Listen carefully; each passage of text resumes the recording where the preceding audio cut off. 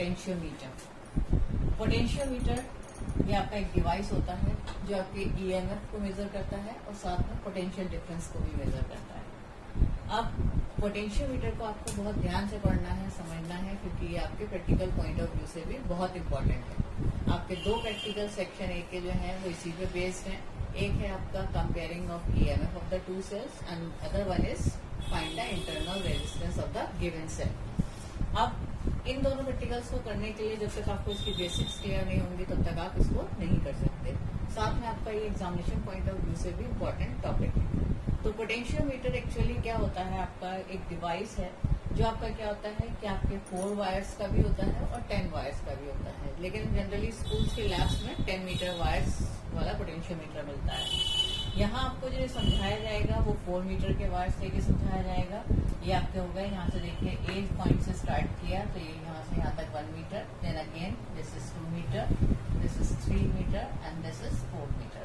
यहाँ 0 to 100, फिर 100 से 200, 200 to 300, 300 to 400, ये सेंटीमीटर्स में दिए हुए हैं। इसी तरीके से आपके स्कूल में जो मिलेगा उसमें फर्दर आपका यहाँ हो जाएगा 500, देन 600, 700, इस तरीके से वहाँ पे 1000 तक पहुँच जाते हैं।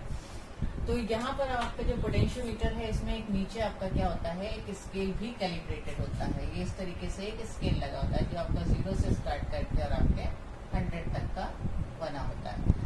तो इसमें यहाँ जहाँ से 0 है तो हम ए पॉइंट को 0 पे मानेंगे और जो आपका लास्ट है दैट इज बी पॉइंट, जिसे हमने 400 पे लिखा है, ये आपका लास्ट पॉइंट होगा।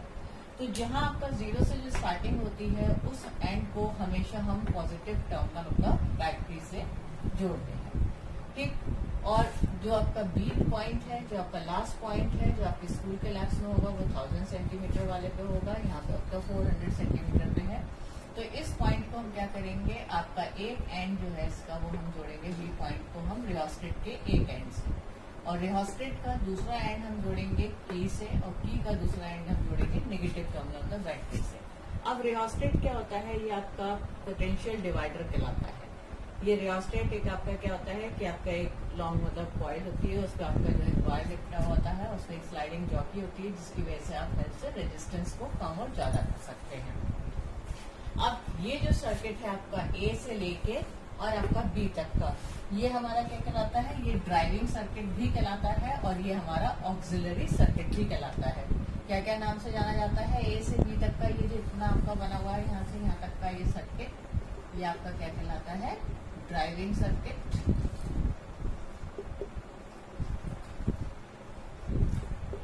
और you can say auxiliary circuit.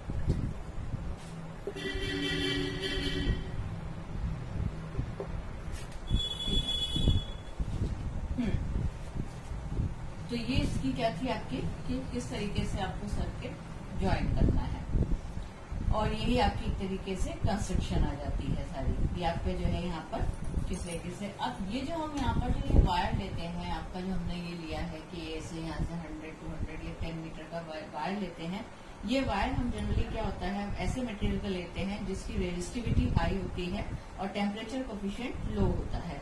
अब ऐसे जो वायर्स हैं वो आपके कौन से होते हैं, आपने पहले के चैप्टर में थोड़ा नाम सुना होगा, कॉन्स्टेंटन, मैग्नेट, ये इस तरीके के वायर्स जो होते हैं इनका क्या होता है, रेजिस्टिविटी हाई होती है और टेम्परेचर कोफिशिएंट लो होता है।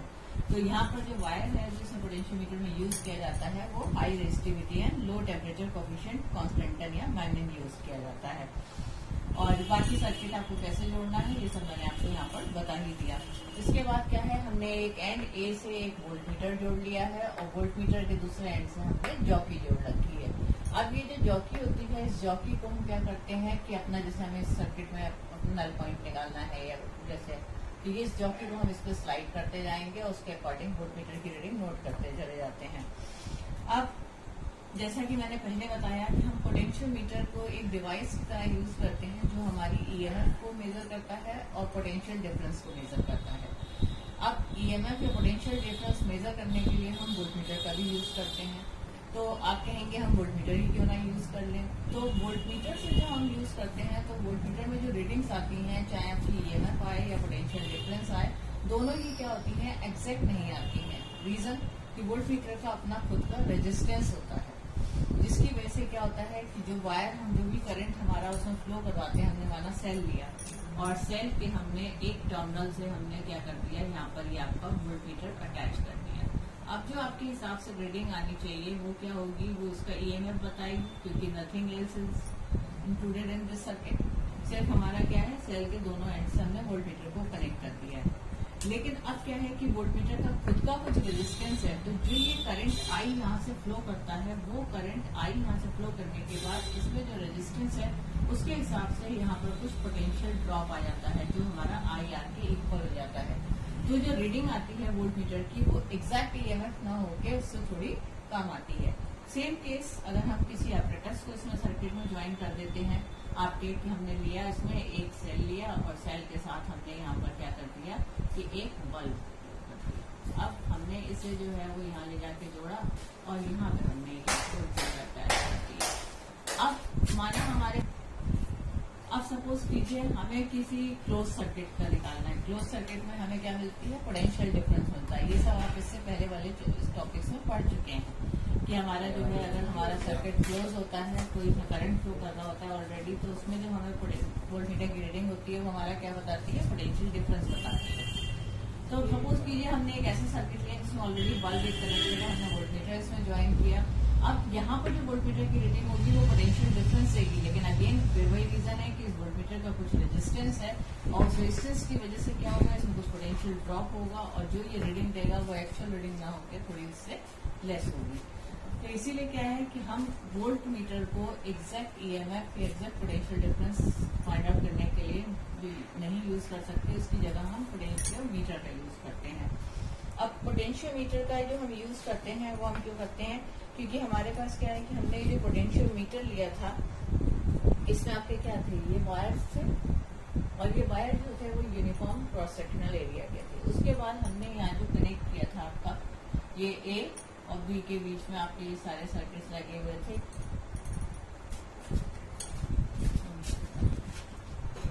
तो वोल्ट मीटर अभी हमने देखा, मैंने बताया आपको कि वोल्ट मीटर से हमारा क्या होता है कि exact EMF potential difference measure नहीं होता, क्योंकि उसमें कुछ रेजिस्टेंस होता है जिसकी वजह से हम क्या कर पाते हैं कि हमारा उसमें पोटेंशियल ड्रॉप हो जाता है।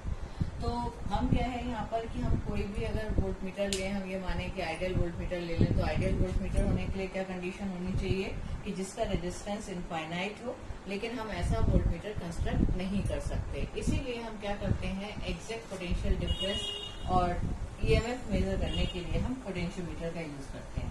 तो पोटेंशियल मीटर का हम क्यों यूज करते हैं वो इसके प्रिंसिपल से क्लियर हो जाएगा। तो पोटेंशियल मीटर की जो प्रिंसिपल है वो आपका क्या है कि अगर हमारे सर्किट में कांस्टेंट करंट फ्लो करता है, जैसा आप यहाँ देख रहे हैं ये बैटरी लगी हुई है, इससे हमारा क्या होगा, करंट फ्लो होगा आपका। तो ये कांस्टेंट करंट अगर हम फ्लो करवाते हैं इस सर्किट में, तो और साथ में इसमें क्या है कि पोटेंशियल मीटर के जो वायर्स लगे हुए हैं जो 10 मीटर के, ये क्या है, यूनिफॉर्म क्रॉस सेक्शनल एरिया के हैं और साथ में आपके क्या है कि कांस्टेंट करंट जब एक uniform cross sectional area wire से फ्लो करता है तो आपका पोटेंशियल ड्रॉप जो होता है किसी भी जगह पर, जैसे इस जॉकी को हम जितना ये स्लाइड करते चले जाएंगे, माना हमने यहाँ 50 पे रखा, फिर हमने 80 पे रखा, तो इस तरीके से जितना हम जॉकी को जहाँ पे भी रखेंगे उसके हिसाब से उतनी लेंथ का जो रेजिस्टेंस है वो इंक्लूड होगा और इस वोल्ट मीटर में इसकी रीडिंग आएगी। तो ये जो हमारा जैसे जैसे हम जॉकी को स्लाइड करते जाते हैं तो पोटेंशियल ड्रॉप जो होता है वो वायर में, वो आपका क्या होता है, it is directly proportional to the length of the wire. कि when a constant current flows through the potentiometer wire of uniform cross sectional area, then आपका क्या हो जाएगा कि potential drop across any length is of the wire is directly proportional to depth length. It means हम क्या लिख सकते हैं कि हमारा जो है पोटेंशियल डिफरेंस अगर हम V लेते हैं, पोटेंशियल डिफरेंस को हमने V ले लिया और हमारे क्या है कि लेंथ जो है हमने यहाँ पर जितनी आई, जैसे ए जे हमारी जो वैल्यू आई है, हमने जे ए पॉइंट ए हो गया, जे हमारी जॉकी रखी हुई है, इसको हमने एल मान लिया, तो हमारी ये लेंथ है। तो अगर हम इसे जो है ओम्स लॉ के अकॉर्डिंग लिखते हैं तो V इक्वल्स टू क्या लिखते हैं, हम आई आर लिखते हैं। अब आपने इससे पहले पढ़ा हुआ है कि जो रेजिस्टेंस होता है वो हमारा क्या करता है, एक फॉर्मूला होता है, resistance equals to resistivity into length upon area. पढ़ा हुआ है पीछे कि रेजिस्टेंस किन फैक्टर्स पे डिपेंड करता है, उसके अकॉर्डिंग आपके पास आया था कि resistance directly proportional to length and inversely proportional to area. इन दोनों को कंबाइन करके जब हम लाते हैं तो हमारे पास आता है resistance equals to resistivity into length ये आप यहाँ सब्स्टिट्यूट कर देंगे, that is I rho L upon A. अब अगर हम इस सबको देखें तो हमारे पास क्या हो रहा है कि करंट की स्ट्रेंथ कांस्टेंट हम सप्लाई कर रहे हैं, दो resistivity of the material same रहेगी क्योंकि वो वायर चेंज नहीं हो रहा है। एरिया ऑफ क्रॉस सेक्शन हम पहले ही ले चुके हैं कि wire divide by uniform proportional area का है। तो ये सब चीजें हमारे पास क्या हो जाती हैं, कांस्टेंट हो जाती हैं। तो हम इसीलिए इसको क्या लिख लेते हैं कि V is to K L, where के इज क्या हो जाएगा आपका आई रो अपॉन ए हो जाता है। तो यहाँ से हमारे पास आ गया V प्रोपोर्शनल टू एल।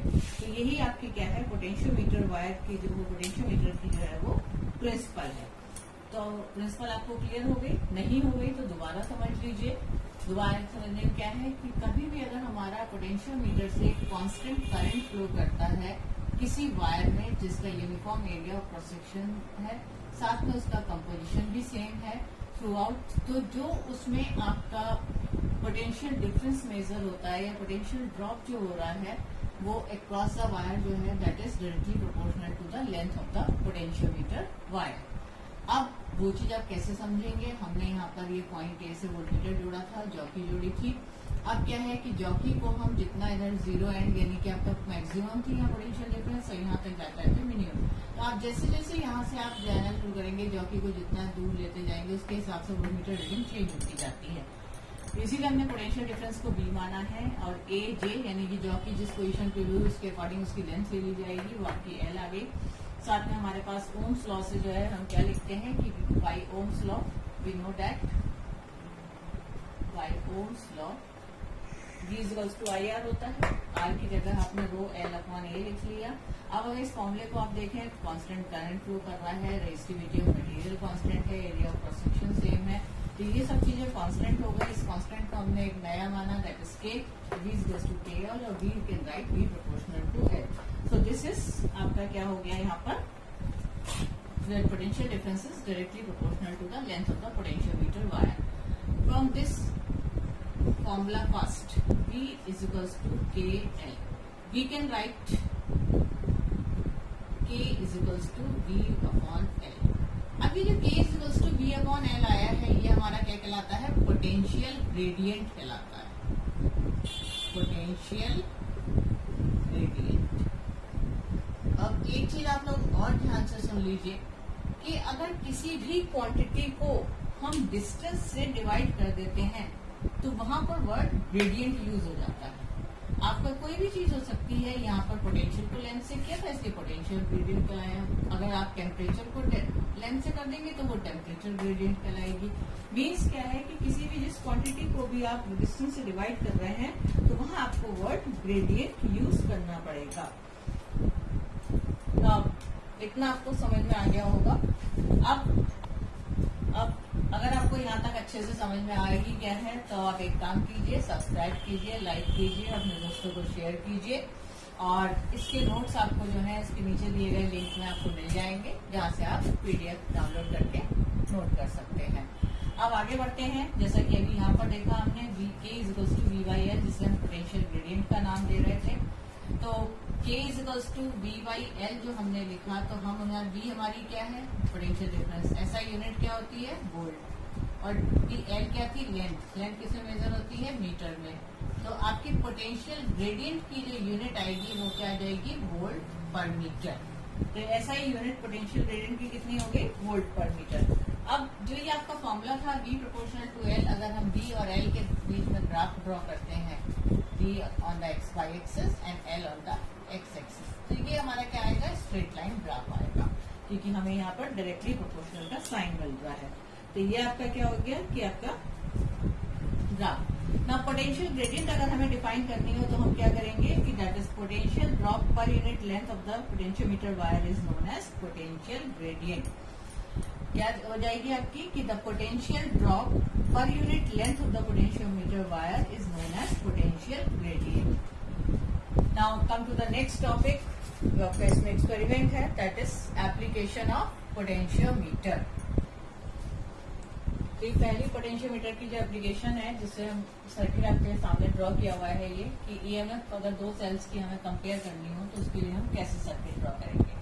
तो तो ये तो आपको बताया था कि ये पोटेंशियोमीटर होता है, जिसका एक एंड हमने ए से मार्क कर रखा है। इसके बाद हमारा ये एक वायर, फिर दूसरा वायर, फिर तीसरा वायर, फिर चौथा 400 मीटर वायर का ये 400 सेंटीमीटर का ये आपका पोटेंशियोमीटर यहाँ पे दिखाया गया है। ऑक्सिलरी सर्किट है जो हमारा ड्राइव सर्किट था वो हमारा वैसे ही बना हुआ है, जैसे कि पहले हमने जब इसकी प्रिंसिपल और कंस्ट्रक्शन एक्सप्लेन की थी कि आपका ए पॉइंट यानी कि जो 0 एंड मार्क है उससे हमने बैटरी का पॉजिटिव टर्मिनल किया, बैटरी के नेगेटिव टर्मिनल को हमने की से कनेक्ट किया, की का दूसरा टर्मिनल हमने रियोस्टेट से किया और रियोस्टेट से हमने एक टर्मिनल के रियोस्टेट से हमने बी पॉइंट यानी कि आपके लास्ट 4 मीटर वाले को कनेक्ट किया। तो ये हमारा क्या कहलाता था, ऑक्सिलरी और ड्राइव सर्किट कहलाता था। अब हमें क्या करना है कि दो सेल्स हैं हमारे पास जिनकी ईएमएफ E1 और E2 है और उनकी हमें ईएमएफ कंपेयर करनी है। तो हमने क्या किया है, दोनों सेल्स के पॉजिटिव टर्मिनल को ए टर्मिनल से जोड़ा हुआ है और इनके नेगेटिव टर्मिनल को हमने की से जोड़ा हुआ है। ये 2 की ली गई है जिसमें आपके दो साइड की कीज होती है और इनके नेगेटिव टर्मिनल को हमने की के एक पॉइंट से जोड़ दिया और ये सेंटर जो पॉइंट है की का वो हमारा रेजिस्टेंस बॉक्स से जुड़ा हुआ है और रेजिस्टेंस बॉक्स से हमने एक गैल्वेनोमीटर जोड़ा है और गैल्वेनोमीटर से हमारी जॉकी जुड़ी हुई है।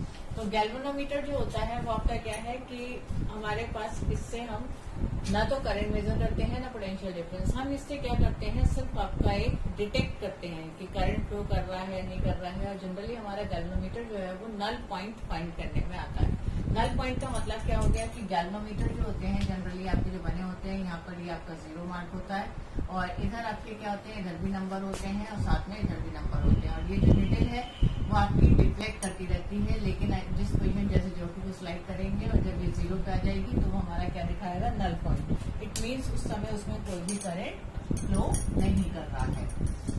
तो ये हमारा सर्किट डायग्राम हो गया जो हमें ईएमएफ कंपेयर करने के लिए बनाना है। तो आप इसे अच्छे से समझ लीजिए क्योंकि आपको ये एक्सपेरिमेंट में भी इसी सर्किट को ज्वाइन करके और ईएमएफ कंपेयर करने के लिए आपको ये यूज करना पड़ेगा। तो इसमें कोई आपका बहुत मुश्किल काम नहीं है, देखने से आपको लग रहा होगा कि बहुत हार्ड है, ये कैसे करेंगे क्या होगा, लेकिन बहुत सिंपल सा है। सिंपल आपको ए टर्मिनल को बैटरी के पॉजिटिव से, बैटरी के नेगेटिव को की से, की के एक अदर एंड को रियोस्टेट से, रियोस्टेट के एक एंड को आपके बी से। This is auxiliary circuit. बाकी जो भी सेल्स मिलेंगे उन सेल्स को आपको क्या करना है, दोनों सेल्स के दोनों पॉजिटिव टर्मिनल को ए टर्मिनल पर जोड़ना है। इनके फर्दर एंड नेगेटिव टर्मिनल को आपको दोनों को की से 2 वे की से जोड़ देना है। 2 वे की का जो मिड पॉइंट होगा उससे आपको रेजिस्टेंस बॉक्स जोड़ना है और रेजिस्टेंस बॉक्स से आपके गैल्वेनोमीटर, गैल्वेनोमीटर से जॉकी। अब हम इससे कैसे जो है वो ईएमएफ कंपेयर करेंगे। तो एपरेटस तो आपको ऐसे ही जो है वो पूरा इस तरीके से डायग्राम में दिया गया है, इस तरीके से एपरेटस आपको शो करना, मतलब आप बना लेंगे। उसके बाद क्या करेंगे आप यहाँ पर कि ये जो रेजिस्टेंस बॉक्स लगाया है हमने, इसका मेन पर्पज है कि हम इस रेजिस्टेंस बॉक्स से एक रेजिस्टेंस कोई भी निकाल लेंगे। रेजिस्टेंस बॉक्स आपके काफी सारे रेंज के आते हैं कि आपके 0 से 50 भी आते हैं, 1000 भी आते हैं, बहुत सारे आते हैं। तो इसमें हम जनरली क्या है कि हाई रेजिस्टेंस का रेजिस्टेंस बॉक्स लगाते हैं और इसमें से कोई भी एक हाई रेजिस्टेंस जो है वो इससे आप निकाल लेते हैं रेजिस्टेंस बॉक्स से। और उसका काम क्या होता है कि जिससे एक्सेसिव करंट जो है वो गैल्वेनोमीटर के अंदर फ्लो ना करे। कि माना ये जब हम इस सर्किट को किसी को भी क्लोज करेंगे, एक तो पहले ये की क्लोज करेंगे तो ये सर्किट पूरा हमारा शुरू हो जाएगा। उसके बाद हमें अगर E1 सर्किट में लगाना है तो हम ये वाली की को क्लोज कर देंगे। जो आपकी ईएमएफ कंपेयर करने के लिए दोनों सेल्स हमारे सर्किट में जुड़े हैं, E1 E2 दोनों को हमने K1 K2 की से भी जोड़ रखा है, 2 वे की यूज की है और ये जो है सेंटर वाला पॉइंट जो है आपका की 2 वे की का रेजिस्टेंस बॉक्स है, रेजिस्टेंस बॉक्स का अदर एंड गैल्वेनोमीटर से, गैल्वेनोमीटर का फर्दर एंड दूसरा एंड जॉकी से। अब सपोज कीजिए हमने पहले के तो की क्लोज कर दी, आपका ऑक्सिलरी सर्किट स्टार्ट हो चुका है। अब हमें सेल E1 को इंट्रोड्यूस करना है सर्किट में, तो हम K1 की को प्रेस करेंगे और K1 की में जो हम प्लग लगाएंगे तो इस प्लग को लगाने के साथ हमारा क्या होगा कि हमारा ये सेल जो है वो सर्किट में इंक्लूड हो जाएगा। रेजिस्टेंस बॉक्स से आप कोई भी एक रेजिस्टेंस निकाल देंगे और निकालने के बाद आप क्या करेंगे इसका कि यहाँ पर हमारे पास सपोज कर लीजिए जॉकी जो J1 है वो हमारा यहाँ पर आई और इसने नल पॉइंट यानी कि गैल्वेनोमीटर का डिफ्लेक्शन 0 शो कर दिया, जिसे हम नल पॉइंट कहते हैं। तो हमारी जो यहाँ पर लेंथ आई वो कितनी आई, एक J1 आ गई जिसे हमने L1 कैलकुलेट कर लिया। क्योंकि ए 0 मार्क पे था, J1 हमारी जो है वो हमारी नल पॉइंट की पोजीशन थी, बता रहा था यहाँ पे जहाँ पे डिफ्लेक्शन गैल्वेनोमीटर में 0 था। तो हमने नीचे जो हमारा एक कैलकुलेटर स्केल लगा होता है उससे हमने इसकी रीडिंग पढ़ ली, that is A J1 equals to L1। अब नल पॉइंट है हमारा यहाँ पर, क्योंकि हमारे पास डिफ्लेक्शन गैल्वेनोमीटर में 0 शो कर रहा है, इसलिए जो हमारे पास हो गई कि E1 जो है यानी कि EMF ऑफ द सेल वो हमारी क्या हो जाएगी KL1, जहाँ पर K हमारी क्या है, पोटेंशियल ग्रेडियंट है हमारी जो यूज हो रही थी, K इज पोटेंशियल ग्रेडियंट। जैसा कि अभी मैं पहले ही आपको बता के चुकी हूँ कि हमारा क्या यूज होता है इसका, पोटेंशियल ग्रेडियंट। तो ये हमारे पहले सेल के लिए रीडिंग आ गई। अब क्या करेंगे, सेल जो ये आपका E1 इंक्लूड किया था K1 से, तो K1 को ओपन कर देंगे, वहां से इसका प्लग निकाल लेंगे।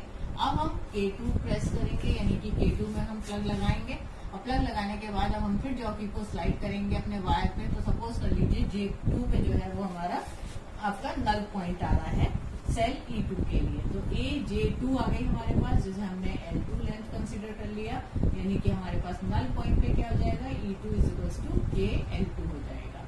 अगेन K पोटेंशियल ग्रेडियंट है, जब आपका पोटेंशियोमीटर वायर पोटेंशियोमीटर सेम है, उसका वायर सेम है, तो पोटेंशियल ग्रेडियंट भी आपकी सेम होगी। अब आप क्या करेंगे, let it be equation 1 and this is equation 2। Now divide equation 1 by 2। आप इक्वेशन 1 को 2 से डिवाइड कर देंगे, that is E1 upon E2 is equals to K L1 upon K L2। From here we get L1 upon L2, यानी कि EMF cell की जो हमने कंपेयर करी वो किस पे आ गई, आपकी लेंथ पे आ गई, L1 अपॉन L2। कि जितना आपका जो है लेंथ का रेशियो जो आएगा वही सेम आपकी इसमें EMF में आ जाएगा।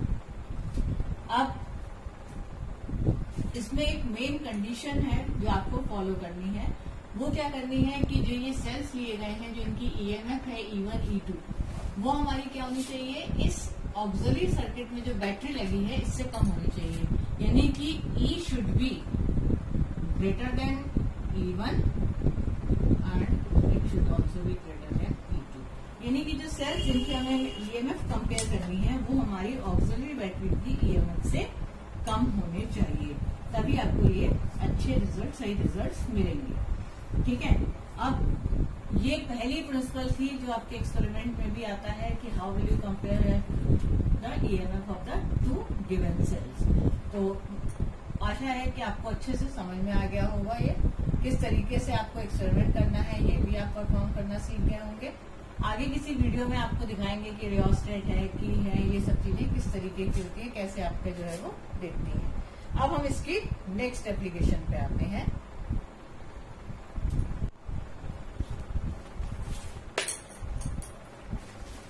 हाँ, तो ये रेजिस्टेंस किसी भी प्राइमरी सेल का मेजर करना हो तो उसके लिए भी हम पोटेंशियोमीटर यूज करते हैं। ये इसकी दूसरी एप्लीकेशन है और आपके जनरली स्कूल्स में ये प्रैक्टिकल कराया जाता है। तो यहाँ पर सेम वही फिर से करेंगे कि हमारा ये ए से लेके और ये बी तक आपका पोटेंशियोमीटर हो गया। फिर आपका ये पॉइंट को बैटरी से जोड़ा पॉजिटिव से, नेगेटिव बैटरी का की से, और की का ये अदर एंड रियोस्टेट से, और रियोस्टेट का दूसरा एंड बी पॉइंट से जोड़ दिया। तो ये आपका ऑक्सिलरी या ड्राइव सर्किट बन गया। अब हमें जिस सेल की इंटरनल रेजिस्टेंस कैलकुलेट करनी है उस सेल को हम ए पॉइंट से और उस सेल का पॉजिटिव टर्मिनल जोड़ देंगे।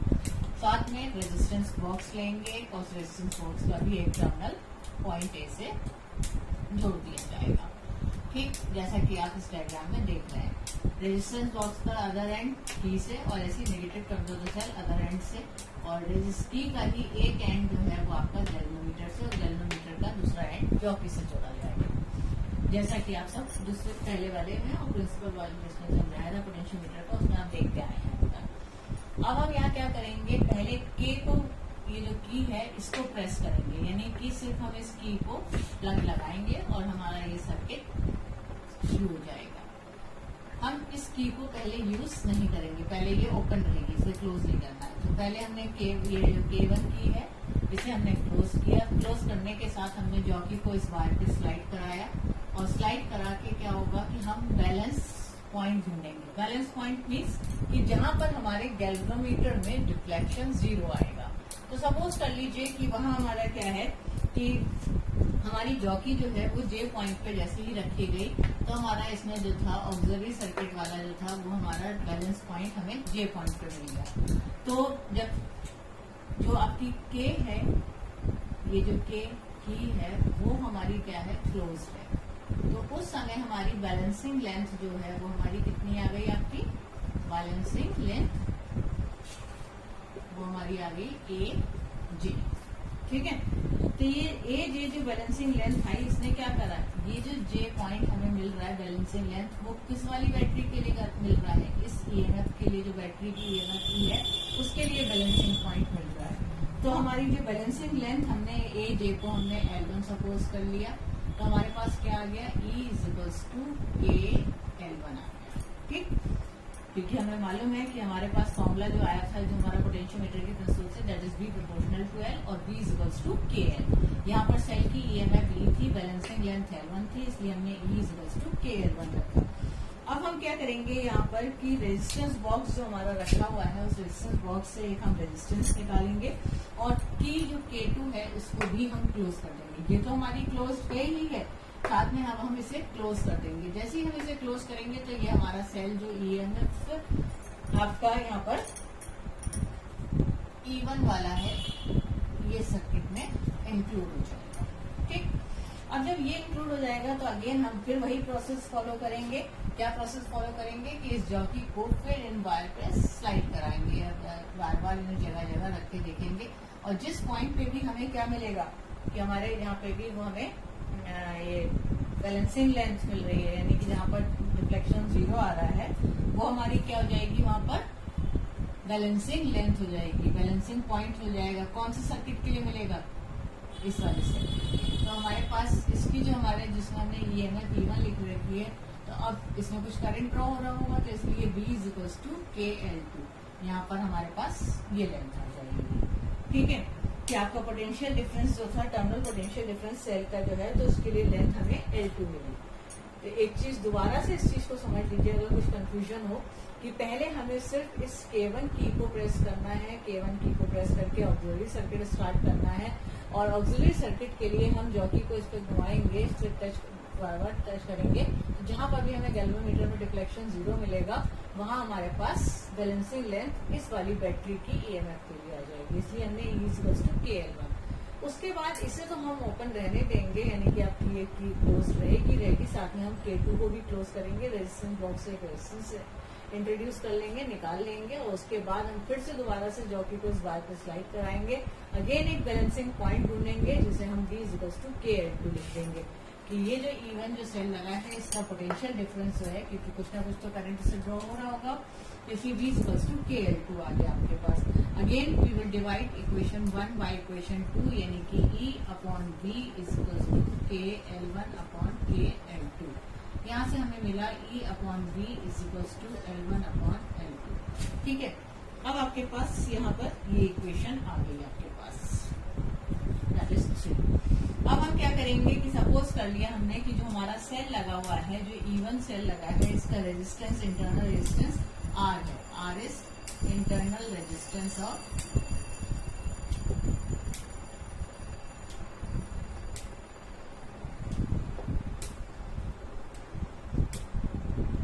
Cell E1। ठीक, और इसमें क्या है कि आपका इस जनरल रेजिस्टेंस जो है सेल का R है, I इसमें करंट फ्लो कर रहा है, जब इसको हम I करंट हो गया, और R जो है वो एक्सटर्नल रेजिस्टेंस सर्किट में इंट्रोड्यूस, एक्सटर्नल रेजिस्टेंस जो हमने सर्किट में रेजिस्टेंस बॉक्स से इंट्रोड्यूस किया है। इसी को हम ये भी कह सकते हैं कि ये जो है, जो हमने रेजिस्टेंस बॉक्स से सर्किट में रेजिस्टेंस इंक्लूड किया है, उसको हम शंटेड विद रेजिस्टेंस R भी लिख सकते हैं, कह सकते हैं। ठीक है, तो जिस समय हमारे पास सर्किट में जो सेल लगा था, उसका इंटरनल रेजिस्टेंस R है, I इसमें करंट फ्लो कर रहा था, R हमारा एक्सटर्नल रेजिस्टेंस है, तो ओम्स लॉ के अकॉर्डिंग, फ्रॉम ओम्स लॉ हम क्या लिखेंगे, हमारे पास फॉर्मूला क्या होता है, V इक्वल्स टू IR होता है। अब V की जगह हमारे पास यहाँ क्या आ गया, क्योंकि हमारी सेल की ईएमएफ कितनी थी हमारी यहाँ पर, आपकी E थी यहाँ पर। ठीक, तो E इक्वल्स टू हमारे पास क्या आ जाएगा, I रेजिस्टेंस कितना हो गया, R प्लस R। ठीक है, अब यहाँ पर हमारे पास जो ये आ गया उसमें, तो ये तो हमारे सेल के लिए आया है, इस वाले ऑक्सिलरी के लिए। दूसरा हमारा B इक्वल्स टू I आ रहा। ठीक, अब ये जो दो इक्वेशंस आई, इन दो इक्वेशंस को हम क्या कर लेंगे, again it is 4 and this is 5। Now again A upon B is equals to I R plus R।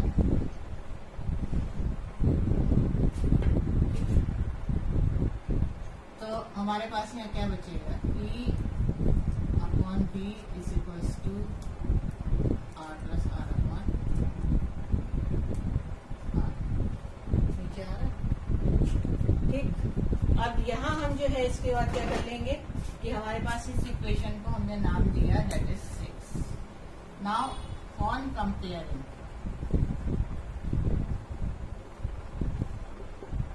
3 and 6, तो हमारे पास क्या आ गया, L1 upon L2 is equals to R plus R upon R।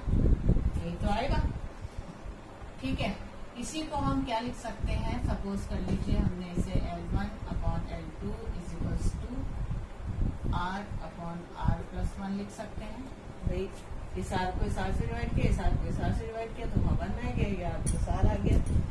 ठीक, अब इसी को हम क्या कर सकते हैं, R upon R is equals to L1 upon L2 minus 1, और we can write L1 minus L2 upon. तो ये जो फॉर्मूला आया है इसमें आपको क्या है कि हम यहाँ से स्मॉल r की वैल्यू कैलकुलेट कर सकते हैं। अब इसे अगर हम यहाँ चाहें तो इसे that is R is equals to R L1 minus L2 upon L2। तो L1, L2 और R तो हमें मालूम है, by using this formula we can calculate the internal resistance R of a cell. अब एक चीज मैंने आपको पहले ही बताई थी कि हम instead of voltmeter finding the exact potential difference और EMF we use potentiometer. It means why potentiometer is superior than voltmeter. तो ये चीज मैं पहले भी क्लियर कर चुकी हूँ, दोबारा थोड़ा सा आपको बता देती हूँ कि पोटेंशियोमीटर जो है वो आपका कौन सा मेथड यूज करता है, नल मेथड डिवाइस यूज करता है। तो नल मेथड जो यूज करता है ये डिवाइस, तो उसमें क्या होता है कि नल पॉइंट जो मिलता है, यानी कि जिस समय हमारी गैल्वेनोमीटर में रीडिंग 0 होती है वो हमारा नल पॉइंट कहलाता है। अब जब गैल्वेनोमीटर नल पॉइंट दे रहा है यानी कि 0 रीडिंग दे रहा है, इट मीन्स उसमें उस समय कोई भी करंट नहीं फ्लो कर रहा है, क्योंकि गैल्वेनोमीटर जो है वो एक ऐसा इंस्ट्रूमेंट है जो बहुत माइन्यूट से माइन्यूट करंट को भी डिटेक्ट करता है। तो जब नल पॉइंट यानी कि 0 रिफ्लेक्शन है, इट मीन्स उसमें से उस समय कोई भी करंट फ्लो नहीं कर रहा है। तो सेल से जब हम कोई भी करंट ड्रॉ नहीं कर रहे हैं तो उस समय जो पोटेंशियल ड्रॉप है जो उसके सेल के इंटरनल रेजिस्टेंस की वजह से, वो क्या आएगी आपकी, ठीक है। तो नल पॉइंट है, उसमें कोई करंट ड्रॉ नहीं होता है और सेल से, और इसीलिए उसमें कोई भी पोटेंशियल ड्रॉप नहीं होता है उस सेल के इंटरनल रेजिस्टेंस की वजह से। तो ये क्या करता है कि अब जब सेल से आपका कोई भी करंट ड्रॉ नहीं हो रहा है, कोई भी पोटेंशियल ड्रॉप नहीं हो रहा है उसके इंटरनल रेजिस्टेंस की वजह से, इट मीन्स क्या हो गया कि सेल ओपन सर्किट में हो गया।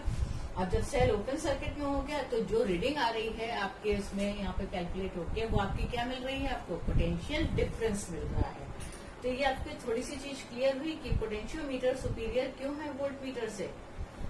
नहीं हुई है, नहीं समझ आ रहा है तो दोबारा थोड़ा सा और अच्छे से एक्सप्लेन करने की कोशिश करती हूँ। उसे आप समझिए कि पोटेंशियोमीटर जो है वो नल मेथड पे बेस्ड है। नल मेथड का मतलब क्या होता है कि गैल्वेनोमीटर की रीडिंग जो है जिस समय 0 आती है, यानी कि गैल्वेनोमीटर जिस समय 0 डिफ्लेक्शन शो करता है, वो पॉइंट, वो पोजीशन क्या कहलाती है, नल पॉइंट कहलाती है, नल मेथड। तो इस समय क्या हुआ, जब गैल्वेनोमीटर डिफ्लेक्शन 0 शो कर रहा है, इट मीन्स करंट सेल से कुछ भी नहीं खींचा जा रहा है। अब जब सेल से हम कोई भी करंट नहीं ड्रॉ कर रहे हैं, इट मीन्स क्या हुआ कि जो उसका खुद का सेल का इंटरनल रेजिस्टेंस है उसकी वजह से वहां पर कोई भी पोटेंशियल ड्रॉप नहीं हो रहा है। मीन्स उसमें जो इंटरनल रेजिस्टेंस था उसमें अगर कोई करंट जाता तभी तो V equals to I R फॉर्मूले से I इंटू आर करते हैं तो कुछ V की वैल्यू आती है जिसे हम पोटेंशियल ड्रॉप कहते हैं, लेकिन वहां वैसा कुछ नहीं हो रहा है क्योंकि वो जीरो डिफ्लेक्शन शो कर रहा है। तो इसीलिए वो क्या कर रहा है, पोटेंशियल डिफरेंस ओपन सर्किट में मेजर कर रहा है। भाई सेल से जब करंट ड्रॉ नहीं हो रहा है तो सेल क्या कहलाता है, ओपन सर्किट में कहलाता है। ओपन सर्किट में जब सेल है तो उसमें जो पोटेंशियल डिफरेंस हम मेजर कर रहे हैं वो किसके बराबर आ जाएगी, ईएमएफ के बराबर, क्योंकि हमें मालूम है कि ईएमएफ क्या होती है कि when no current is drawn from the cell then it is called EMF of the cell. ठीक, और वोल्टमीटर जो है वो हम अगर यूज करते हैं तो उसमें क्या होता है कि कुछ छोटा सा करंट जो है सेल का वो क्या कर जाता है कि उसके ऑपरेशन में यूज आता है कि उसके अंदर कुछ रेजिस्टेंस है, वो उस करंट को ड्रॉ कर लेता है जिसकी वजह से कुछ पोटेंशियल डिफरेंस हो जाता है और सेल जो है वो उस समय क्लोज सर्किट में रहता है। तो जो वैल्यू हमें मिलती है वो ईएमएफ से जो है सेल के उससे थोड़ी कम मिलती है। इसीलिए हम पोटेंशियोमीटर को सेल से मतलब वोल्टमीटर से अच्छा मानते हैं, इसीलिए हम उसको यूज करते हैं।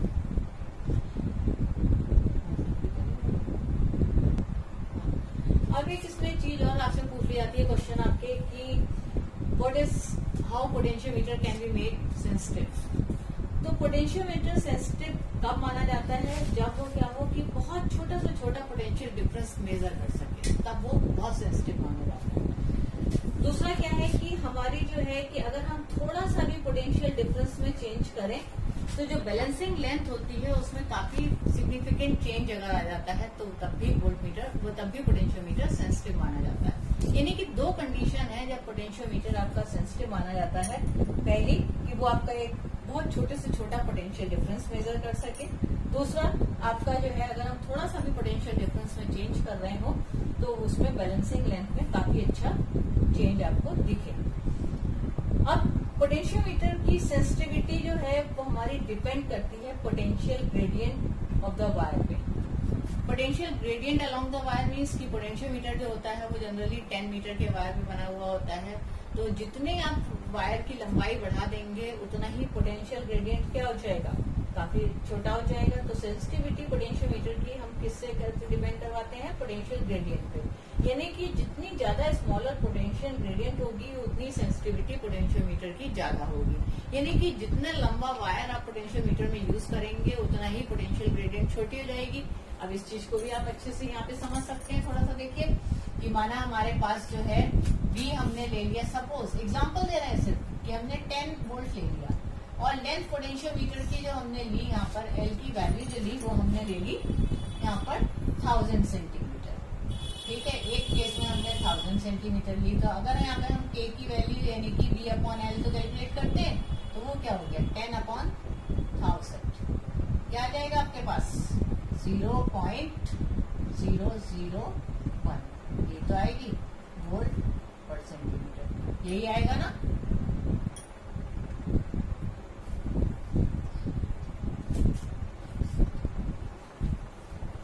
Sorry 0.01 volt centimetre.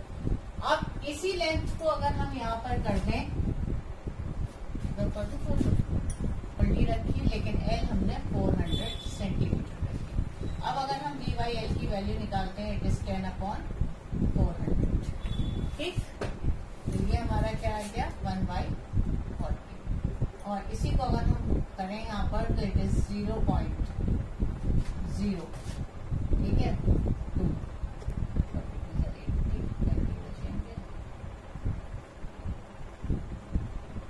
ठीक, तो अब किस केस में आपकी जो है कितनी कम आई पोटेंशियल ग्रेडियंट, जब हमारी लेंथ 1000 सेंटीमीटर तो इट इज 0.01 सेंटीमीटर। हमने जितनी लेंथ बढ़ाई उतनी हमारी पोटेंशियल ग्रेडियंट क्या हो रही, कम हो रही है। यहाँ पे 0.025 आई, यहाँ से 0.01 आई। इट मीन्स हम जितनी लेंथ बढ़ाते जा रहे हैं उतने ही हमारा क्या हो रहा है पोटेंशियल ग्रेडियंट बढ़ती जा रही है। तो सेंसिटिविटी अगर पोटेंशियल मीटर की बढ़ानी है तो हमें क्या करना पड़ेगा, लेंथ जो है वो हम पोटेंशियोमीटर की वायर की बढ़ा दें तो इससे हमारी पोटेंशियल ग्रेडियंट छोटी हो जाएगी और जितनी पोटेंशियल ग्रेडियंट स्मॉल होगी उतनी ही सेंसिटिविटी हमारी ज्यादा होती है। तो सेंसिटिविटी अगर हमें पोटेंशियोमीटर की इंक्रीज करनी हो तो हमें क्या करना पड़ेगा, पोटेंशियल ग्रेडियंट रिड्यूस करनी पड़ेगी। और पोटेंशियल ग्रेडियंट रिड्यूस हम कैसे कर सकते हैं कि हमारा पोटेंशियल डिफरेंस अगर हमारा कांस्टेंट है तो हम सेंसिटिविटी बढ़ाने के लिए हमें क्या करना पड़ेगा, पोटेंशियोमीटर वायर की लेंथ इंक्रीज करना पड़ेगी। अब सपोज कर लीजिए आपको दे दिया गया कि पोटेंशियोमीटर वायर की लेंथ आपको फिक्स रखनी है, उसके बाद आपको पोटेंशियल ग्रेडियंट जो है कम करनी है, तो हमें क्या करना पड़ेगा कि सिंपल है कि अगर हमें पोटेंशियल ग्रेडियंट कम करनी है, लेंथ हमें फिक्स रखनी है, तो हमें क्या करना पड़ेगा, सर्किट में करंट की स्ट्रेंथ को रिड्यूस करना पड़ेगा। यानी कि जितना कम करंट हम फ्लो करवाएंगे उतना ही उसकी क्या हो जाएगी, पोटेंशियल ग्रेडियंट स्मॉल हो जाएगी for a fix length of a potentiometer wire. तो अब ये पोटेंशियोमीटर का आपका टॉपिक पूरा होता है। अच्छा लग रहा है कि आपको अच्छे समझ में आया होगा। मैंने हर चीज को, अगर आपको लगा कि नहीं आया होगा तो मैंने दोबारा एक्सप्लेन करने की कोशिश की है। और इसके जो है आप इसीलिए इसको सब्सक्राइब करें, लाइक करें, अपने दोस्तों को शेयर करें। साथ में इसके नोट्स जो है वो नीचे दिए गए लिंक पे आपको मिल जाएंगे। PDF आप डाउनलोड करें और उससे अपना नोट्स तैयार कर लें।